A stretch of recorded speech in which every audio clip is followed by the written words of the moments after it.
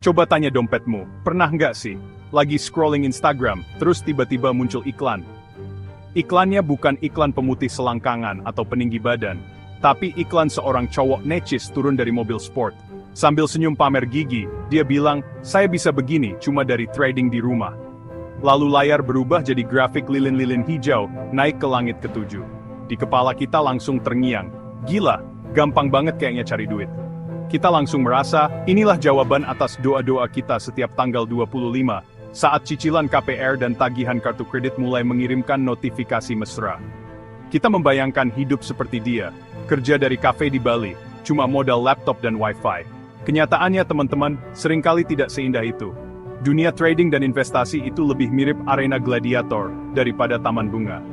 Banyak yang masuk dengan gagah berani, berbekal keyakinan dari nonton iklan 30 detik, lalu keluar dengan lunglai sambil memegangi dompet yang kempes kayak kerupuk kena air. Sekarang, saya mau kasih janji. Bukan janji kampanye ya, ini janji yang lebih serius. Bayangkan, setelah selesai menonton video ini, kamu akan punya sebuah kacamata baru. Kacamata yang bisa membantumu melihat pergerakan pasar dengan lebih jelas. Saat orang lain panik karena harga emas tiba-tiba naik gila-gilaan, kamu justru tersenyum simpul karena sudah menduganya sejak beberapa minggu lalu. Ini bukan soal menghafal pola candlestick aneh-aneh kayak Three Black Crows atau Abandoned Baby Bottom. Jujur, nama-namanya saja sudah bikin pusing, kayak nama jurus di komik silat. Kita tidak akan fokus ke sana, kita akan fokus pada kenapanya. Kenapa pasar bergerak? Jawaban dari semua kenapa ini ada di dalam pemahaman tren makro. Inilah yang membedakan antara penjudi dan investor cerdas.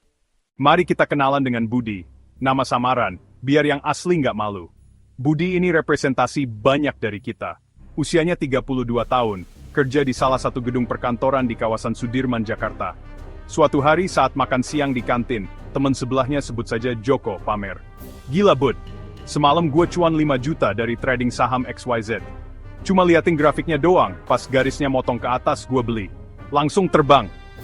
Malam itu dengan semangat 45, dia mengunduh aplikasi trading yang sama. Tanpa pikir panjang, dia mentransfer sebagian dana daruratnya. Malam pertama keajaiban terjadi. Budi untung 1 juta. Dia langsung screenshot portofolionya dan pamer di Instagram Story. Kerja keras versus kerja cerdas, tulisnya di caption. Keesokan paginya, Budi bangun dengan notifikasi yang membuat jantungnya berhenti berdetak. Ada berita bahwa Bank Sentral Amerika, The Fed, secara tak terduga mengumumkan akan menaikkan suku bunga lebih agresif dari perkiraan.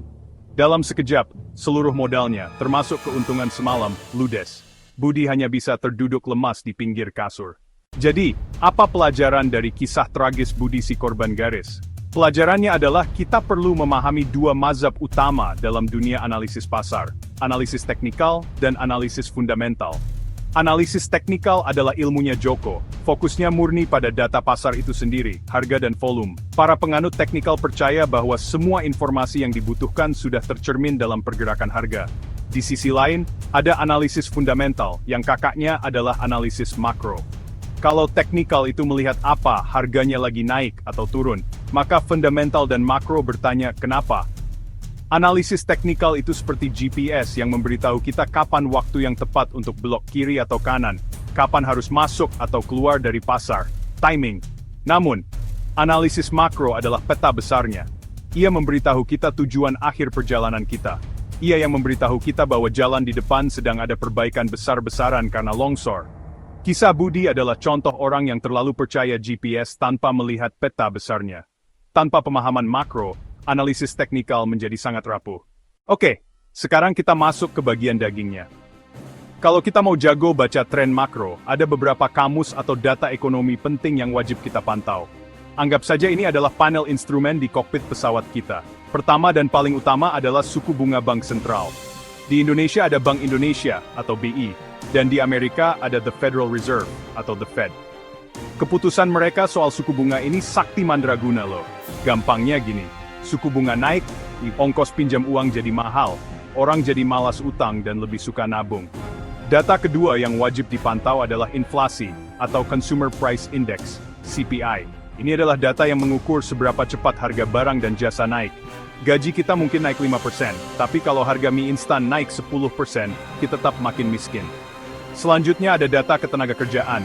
Yang paling terkenal adalah Non-Farm Payrolls, atau NFP, dari Amerika Serikat. Ini adalah data yang ditunggu-tunggu oleh seluruh pelaku pasar global setiap bulannya. Terakhir, ada beberapa indikator lain seperti Purchasing Managers Index, atau PMI, serta DXY, atau US Dollar Index, yang mengukur kekuatan dolar AS terhadap mata uang utama lainnya. DXY ini penting banget karena dolar AS adalah raja di dunia keuangan. Kalau dolar menguat, DXY naik, biasanya akan menekan harga komoditas seperti emas, dan bisa memicu aliran dana keluar dari negara berkembang seperti Indonesia. Setelah kenalan dengan data-data makro, sekarang kita belajar tentang mood pasar. Secara umum, mood pasar global itu cuma ada dua, risk on dan risk off. Coba bayangkan dirimu adalah seorang manajer investasi raksasa yang mengelola triliunan dolar. Tugasmu adalah menempatkan uang itu di tempat yang paling aman dan menguntungkan. Kamu akan terus bertanya, dunia lagi aman-aman aja atau lagi banyak masalah nih? Saat kondisi risk on, artinya para investor sedang optimis. Mereka merasa percaya diri dengan kondisi ekonomi global. Data ekonomi bagus, inflasi terkendali, tidak ada perang besar, perusahaan-perusahaan mencetak laba. Uang akan mengalir deras ke aset-aset berisiko. Contohnya saham teknologi, mata uang negara berkembang seperti rupiah, komoditas industri seperti tembaga, dan aset digital seperti kripto. Sebaliknya, saat kondisi risk off, artinya para investor sedang ketakutan. Ada awan gelap di cakrawala ekonomi. Mungkin ada ancaman resesi, data ekonomi jelek, perang meletus, atau krisis perbankan. Akibatnya, mereka akan menjual aset-aset berisiko dan memindahkan uangnya ke aset-aset aman. Juaranya adalah emas, dolar AS, dan obligasi pemerintah negara maju seperti Amerika Serikat. Disinilah pemahaman makro menjadi senjata rahasia kita. Saat kita melihat berita tentang tensi geopolitik yang memanas, kita bisa mulai menduga bahwa mood pasar akan bergeser ke risk off. Tugas kita sebagai investor retail bukanlah mencoba menjadi market maker yang bisa menggerakkan harga. Bukan. Tugas kita adalah menjadi peselancar yang andal. Seorang peselancar tidak bisa menciptakan ombak. Apa yang dia lakukan? Dia mempelajari laut. Dia mengamati angin. Dia merasakan arus. Dia membaca tanda-tanda kapan ombak besar akan datang. Ketika ombak itu datang, dia tidak melawannya. Dia menaikinya. Dia memanfaatkan kekuatan ombak itu untuk membawanya meluncur dengan indah ke tepi pantai.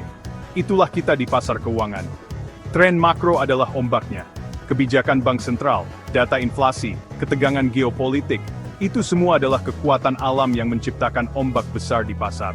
Melawan tren makro itu sama seperti mencoba berenang melawan arus tsunami. Jauh lebih bijaksana untuk mengikuti arusnya. Mungkin dengan mengurangi porsi saham dan menambah porsi dolar AS atau emas. Saya percaya semua orang harus mengerti investasi dan harus berinvestasi. Namun sayangnya, tidak semua orang mengerti dan tahu cara berinvestasi yang benar. Pada akhirnya, perjalanan kita di dunia finansial ini adalah sebuah maraton, bukan lari sprint 100 meter. Tidak ada garis finish yang bisa dicapai dalam semalam. Uang yang hilang karena ikut-ikutan sinyal ngawur adalah uang yang seharusnya bisa dipakai untuk dana pendidikan anak, DP rumah, atau dana pensiun kita. Sisihkan waktu setiap hari, mungkin 15-30 menit, untuk membaca berita ekonomi, menonton video penjelasan tentang konsep finansial, atau membaca buku. Investasi dan trading itu bukan arena judi. Di meja judi, bandar selalu punya keuntungan statistik. Tapi di pasar keuangan, jika kita membekali diri dengan pengetahuan yang benar, kita bisa membalikan keadaan. Saat orang lain bereaksi karena panik atau serakah, kita bereaksi berdasarkan analisis dan data. Saat itulah kita berhenti menjadi penjudi dan mulai menjadi investor sejati. Yuk, kita jadi generasi pekerja urban Jakarta, yang tidak hanya jago cari uang, tapi juga jago mengelolanya. Mari jadi pintar bareng, supaya uang hasil jerih payah kita tidak hilang sia-sia.